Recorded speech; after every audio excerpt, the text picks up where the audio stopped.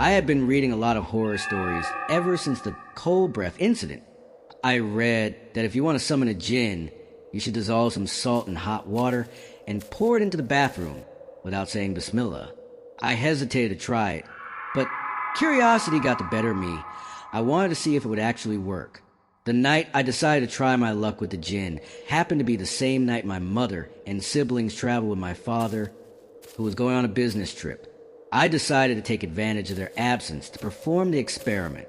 I refused to go with them, claiming I had an exam. They left at midnight.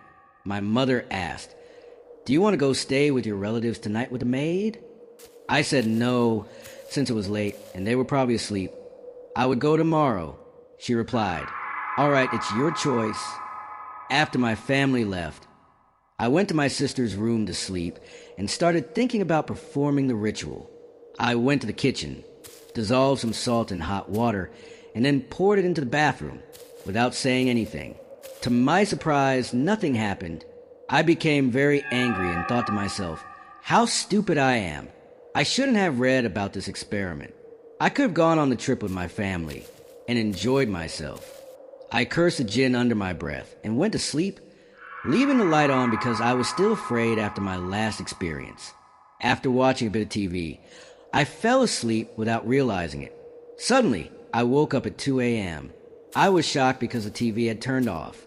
Who could have turned it off? The maid sleeps outside the house. I tried to convince myself there was a reasonable explanation, but I wasn't satisfied. I got up to drink some water, and when I opened the bathroom door, I was extremely surprised. The salt I'd poured had disappeared, and the bathroom was clean and smelled lovely. I was amazed and scared, so I went back to my room and closed the door. Suddenly, the lights went out.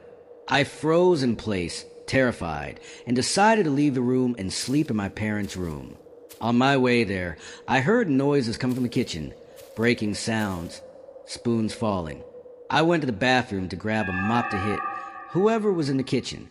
To my astonishment, I saw a small pale girl with long black hair sitting in the corner of the bathroom.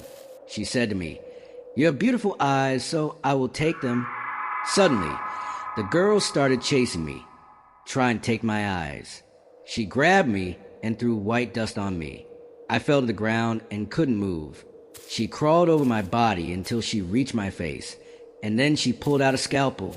I realized this was the end. I started to pray silently. The girl screamed at me, "Stop! You're annoying me!" She raised the scalpel to strike my eyes, but before she could touch me, the call to Fajr prayer sounded. The girl and the scalpel disappeared. I regained the ability to move and ran to my parents' room, locking the doors tightly. I turned on the TV and stayed there until morning. When the maid returned and began cleaning, I called a relative.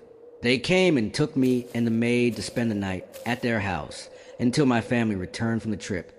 I swear to you, this incident really happened.